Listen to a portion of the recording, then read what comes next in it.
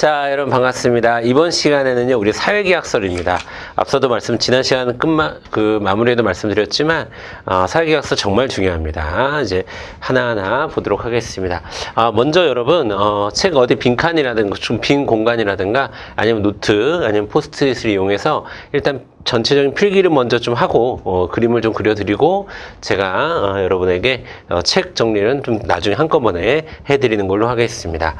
자, 볼게요.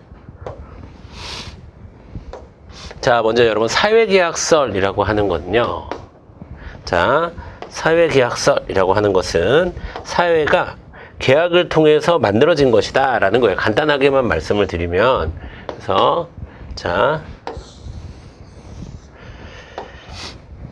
사회계약서이라고 하는 것은, 자, 계약을 통해 사회는 구성된 것이다.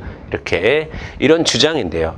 자, 이 사회계약서에 공통점이 있고, 그 다음에 학자 간 비교가 있어요. 그러니까 공통점이라고 하는 것은, 홉스, 로크, 루소 모두에게 다 해당되는 그러한 내용이겠죠. 그 다음에 홉스의 주장, 로크의 주장, 루소의 주장, 이것들을 각각 또 비교해야 되는 문제도 있습니다. 근데 우리는 흔히 사회계약서를 공부할 때 학자 간 비교, 이게 홉스야, 로크야, 루소야, 이렇게 공부하는 것이 좀 익숙하죠, 사실은. 우리가 어렸을 때도 그렇게 공부를 했었을 거고, 여러분들. 자, 근데 저는 개인적으로 물론 홉스, 로크, 루소 구별하는 거 정말 중요하지만 전체적인 흐름 속에서 사회계약서를 갖는 의미, 홉스, 로크, 루소를 다 포괄하는 공통점이 굉장히 중요하다라고 생각을 하고 있습니다. 그리고 실제 시험에서도 그 부분이 많이 이제 등장을 하게 됩니다. 자, 먼저 사회계약서는요, 기존의 사람들의 생각을 완전히 바꾸는 근대라고 하는 새로운 시대를 연 아주 획기적인 혁명적인 사상이라고 볼 수가 있습니다. 그러면 기존의 사람들은 어떻게 생각해 왔냐? 자, 유럽을 중심으로 말씀을 드리는 거예요. 기존의 사람들은 신이 있고, 자, 그 신으로부터 왕이 권력을 부여받고, 그 왕이 백성들을 다스린다라고, 뭐라고 쓸까요? 민이라고 쓸게요. 한자로. 백성들을 다스린다. 자, 이런 구조로 세상을 인식해 왔습니다. 이런 구조로 사회를 인식해 왔죠. 그리고 요때 이 왕은 신으로부터 권력을 받는다라는 것이 이제 우리가 흔히 알고 있는 왕권 신수설이 되겠습니다. 자, 요게 이제 왕권 신수설이 되는 거예요, 여러분. 자,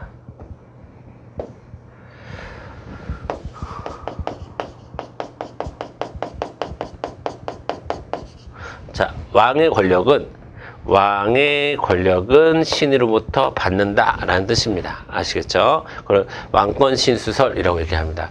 이렇게 사람들이 생각을 하고 있었는데, 자, 사회계약설은 즉 홉스에서부터, 홉스도 마찬가지예요. 자, 그 생각을 바꿉니다. 어떻게 바꿨냐면, 자, 신으로부터, 자, 백성들이 권력을 부여받고, 그 백성들이 필요에 의해서 사회를 구성하는데, 그 사회는 이제 왕이 있을 수도 있고 뭐 없을 수도 있습니다. 자, 어쨌든 사회를 구성한다. 이렇게 바꿔버렸어요. 사람들의 사고 패턴을. 자, 그 이제 구체적인 내용을 좀 보면은, 자, 사람들은 신으로부터 직접 권리를 부여받는 것이다. 이게 바로 천부인권설이죠. 자, 이 천부인권설이 성립하니까, 자, 백성들은 필요에 의해서 사회를 만드는 거죠. 요게 이제 우리가 이제 공부하게 될 사회계약설이 되겠습니다. 아시겠죠? 그래서 전체적으로, 여러분이 전체적으로 이 변화,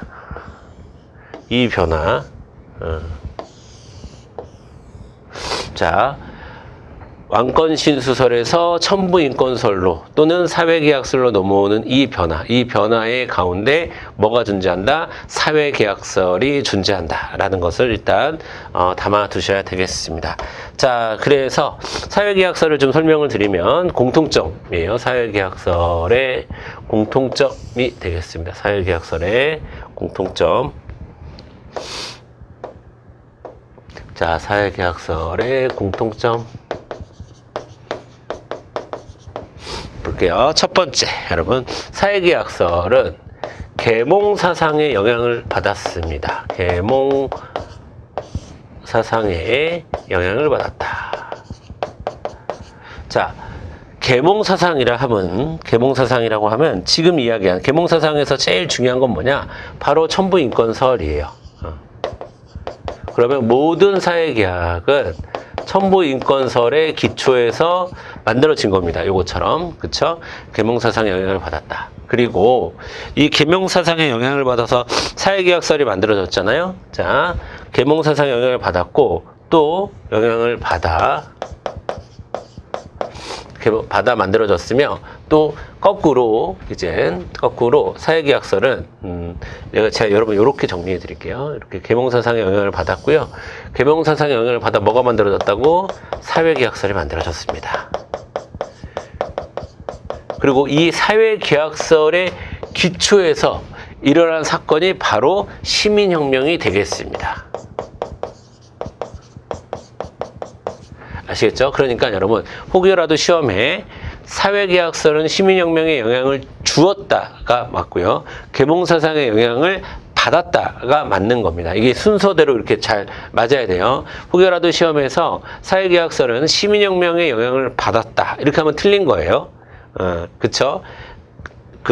부모가 자식을 닮을 수는 없잖아요. 자식이 부모를 닮는 거지. 뭔 말인지 아시겠죠? 그래서 이 순서에 맞게끔 물론 시민혁명은 계몽사상의 영향을 받았다. 그럼 맞아요.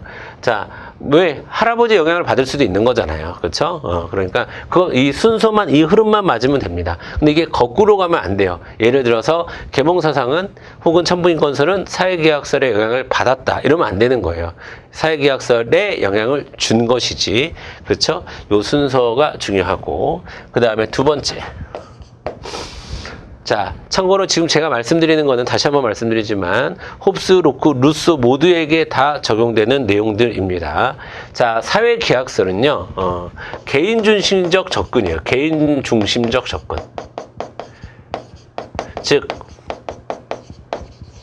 자, 사회가 중요한 게 아니라 개인들이 모여서 개인들이 자신의 권리를 보장받기 위해서 계약이라는 것을 통해서 사회를 만든 거야 라는 거예요. 그래서 개인들이 뭐를 통해서요?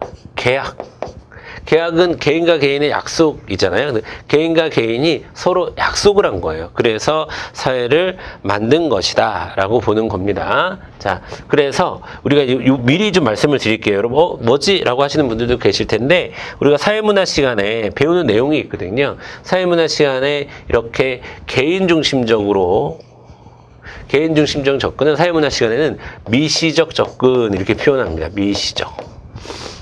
그러면 사회계약설은 미시적 이론, 개인을 중심으로 보면 미시적, 사회 구조나 전체를 중심으로 보면 거시적 이렇게 표현을 하는데요.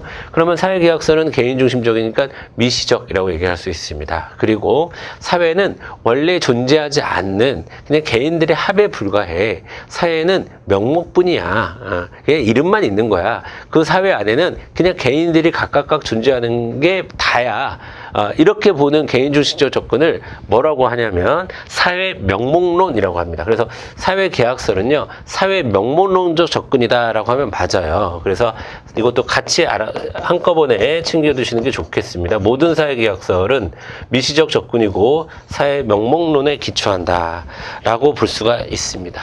아시겠죠? 그 다음에 세 번째. 자, 세 번째의 공통점은, 여기서 이제 이어지는데, 모든 계약은 구성원들의, 동의에 기초한 겁니다. 구성원의,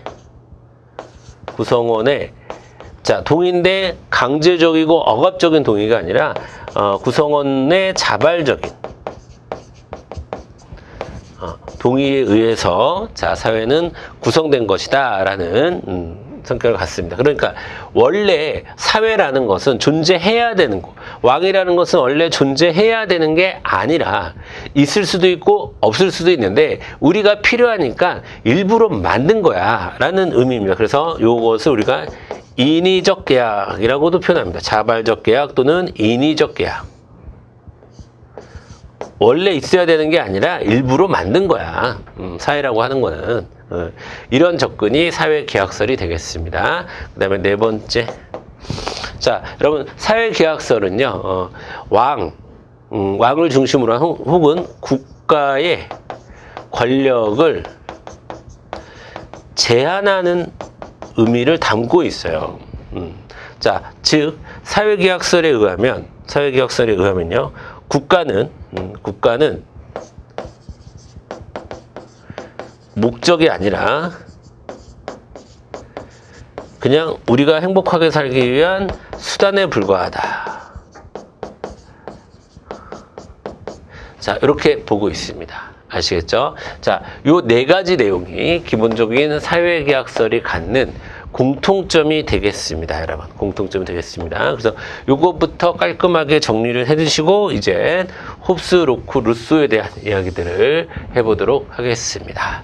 되셨죠? 자, 그래서 요 순서, 계몽, 사회계약설, 시민혁명, 그 다음에 사회가 중심이 되는 게 아니라 개인이 중심이 되는 이론이다. 그래서 우리가 미시, 명목 이렇게 표현하기도 한다.